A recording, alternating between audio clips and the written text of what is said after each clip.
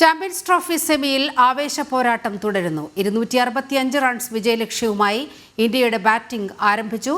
സെമിഫൈനലിൽ ഓസ്ട്രേലിയ 264 റൺസാണ് പടുത്തുയർത്തിയത്.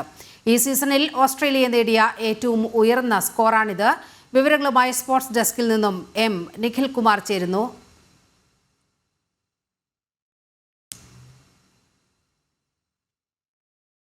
ആവേശ പോരാട്ടമാണ് സെമിയിൽ കാണുന്നത്.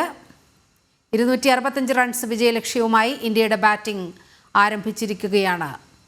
സെമിഫൈനലിൽ ഓസ്ട്രേലിയ 264 റൺസാണ് പടുത്തുയർത്തിയത്. ഈ സീസണിൽ ഓസ്ട്രേലിയ നേടിയ ഏറ്റവും ഉയർന്ന സ്കോർ ആണിത്.